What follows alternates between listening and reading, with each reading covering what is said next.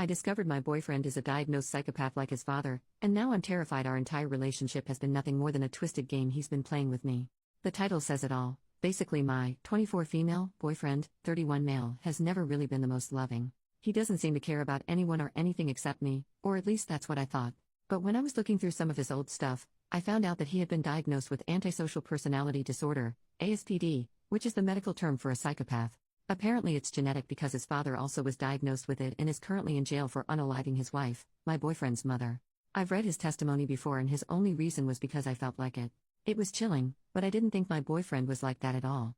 I knew he didn't really care about most people, but he is extremely charming. How he seduced me, I guess. However, now that I know of my boyfriend's diagnosis, I've been going through our entire 4-year relationship and reconsidering everything.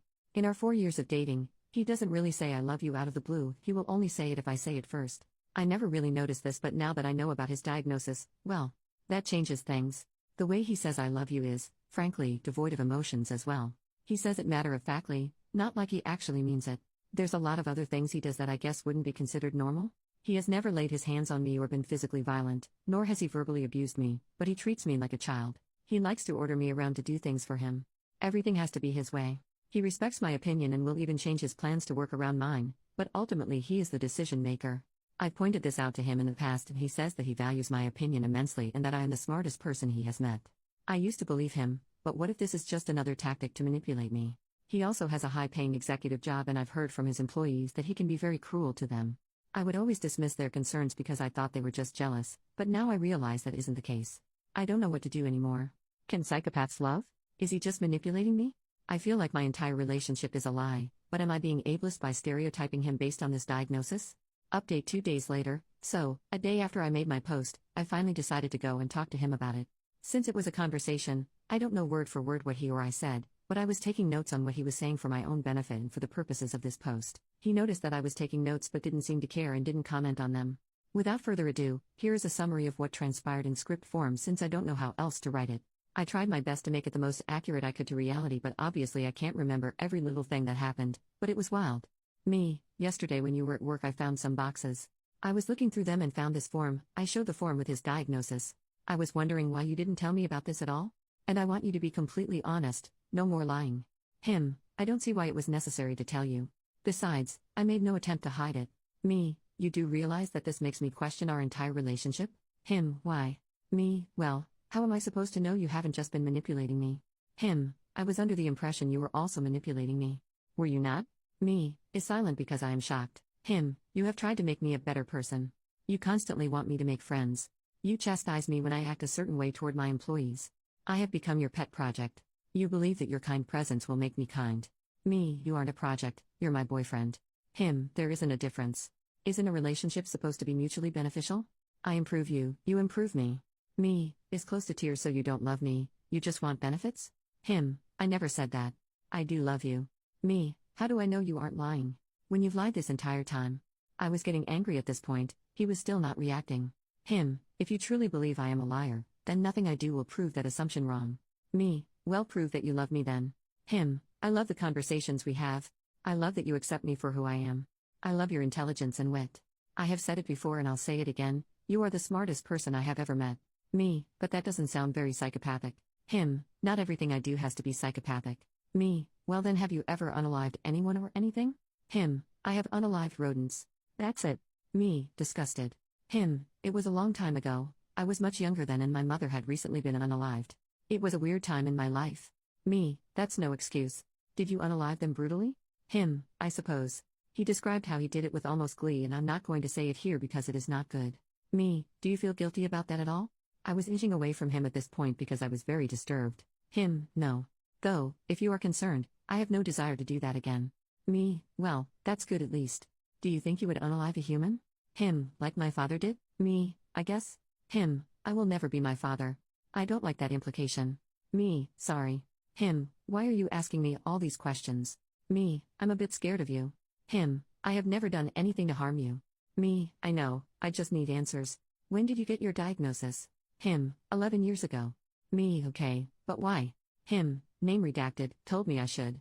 You don't normally listen to people's advice. Admittedly, after she mentioned it, I wondered if I had inherited any of my father's characteristics. So, I went. Me, do you think the diagnosis is correct? Him, I do. Though it has been quite a while, and I never got a second opinion, so perhaps it has changed. After this, we started talking about personal things I will not share on the internet. Me, would you be upset if I broke up with you? Him, yes. He didn't look upset at all. Me, I think we need to take a break for a month. I need to sort my feelings out. This seems to come out of nowhere, but I was considering this throughout the conversation, and his lack of emotion was the deciding factor. Him actually looks angry and upset for a second, but then is calm again, so maybe I'm just imagining things. After 4 years together, you're going to leave just because of a piece of paper? Me, I'm not saying it's forever. I just need to take some time away from you. Him, fine. Where will you stay? Me, here. Him, this is my house, and since you are the one breaking up with me, I don't think it's fair that I leave. Me, whatever. Him, for what it's worth, it would be very unfortunate to lose you. Me, I don't want to lose you either. But I need a break. I went upstairs to pack essentials, then I left. Right before, I gave him a peck on the lips. That was a lapse of judgment on my part. I will say that he didn't look happy that I was leaving, and as I was walking to leave, he asked me to stay. I said no, he said fine, and left it at that. So yeah, there you have it. I still love him, and I do think he was genuine when he said he loved me, but I'm not sure I can get over all of the things he's done. I went into this conversation hopeful, but as soon as he said he didn't feel it was necessary to tell me, my emotions took over and I started asking way more accusatory questions. To be honest, I wish I had been more logical in my approach, maybe then we would have arrived at a different conclusion. If you're wondering, I am staying with a friend at the moment. He doesn't know where or which friend. I just need this month to regroup and decide what my next steps are. He was one of the best parts of my life. I had never connected to anyone the way I did with him. I have no clue what I will do, and frankly, I need advice. With all that has happened, what do you think I should do? Also, I have no way to prove if he's telling the truth or not, so before you yell at me in the comments saying these are all lies, just know that all I know about his diagnosis is what he's told me. I may try and track down the psychologist he went to, but I think that would be a breach of confidentiality if she told me anything about him. Anyways, please feel free to give me advice. Edit to add, a lot of you are bashing me for this, and that is completely fine as you are entitled to your own opinion. However, as a commenter reminded me, I forgot to mention that the reason for his psychopathy diagnosis, not an official term but something that the psychologist wrote on his form, was because of his violence toward animals and the careless and almost gleeful way he talked about it. Stop reading here if you are triggered by animal abuse. The rodents in question weren't random rats, they were squirrels, often babies, that fell out of trees. My boyfriend would see them, take a cloth, and make sure they couldn't get any oxygen. Right before they passed, he'd finish them off with a sharp blade and carve through their chest. He would then take out their eyeballs and finally finish them off. When he told me this story, he said it with such nonchalance that I couldn't even believe what I was hearing. He was 8 when his mother died, and this started when he was 7, ended at age 11. Final update later that month. I wasn't planning on making an update, but a few people have asked me for it, so here we are. Anyways, a few days after I made my first update post, I was still staying with my friend. I must admit, those first few days were hell to go through. Every 5 minutes I would think about my boyfriend and want to contact him. I kept trying to distract myself, but of course my thoughts kept wandering back. He followed through on his word and didn't contact me, which I appreciate as it made me feel less tempted. However, it was still extremely hard to distance myself when he was literally a text message away. On the 4th day of our separation, the friend I'm staying with apparently bumped into him at the grocery store. I don't know if she actually came upon him by accident or if she purposefully sought him out, but either way, they had a conversation. She asked him where I was, even though she knew where I was, and he said it was none of her business.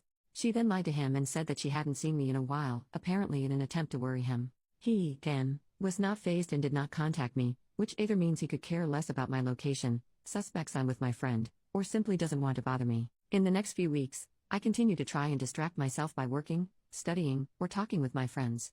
I also decided to research more about ASPD during this time, and I talked to a therapist about the struggles I have faced in my relationship. She gave me a lot of clarity and convinced me that, should I choose to make this work, he needs to come with me to couples therapy in order to work through our problems.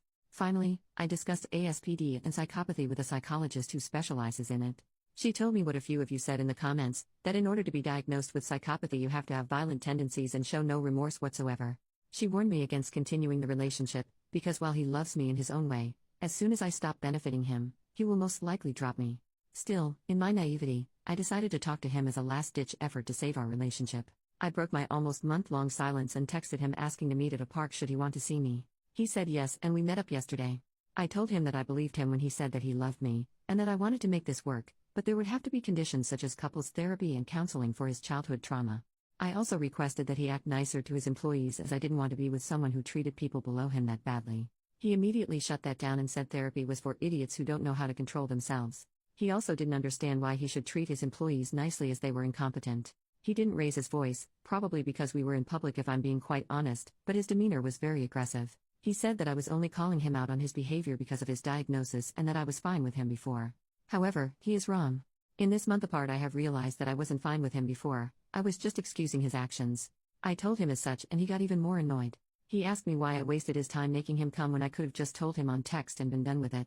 I told him I was trying to save our relationship and he just rolled his eyes and said he couldn't believe he spent so many years with me. He then left. So yeah. Could I have handled it differently? Sure. Do I regret what happened? Kind of. But what's done is done and I guess all I have to do is move forward. I'm going to have to pick up my stuff from our house later and get my name off the lease. The friend I'm staying with has been nothing but accommodating toward me and is letting me continue to stay for a while until I find myself a new place. Thank you to everyone who gave me genuine advice throughout this journey.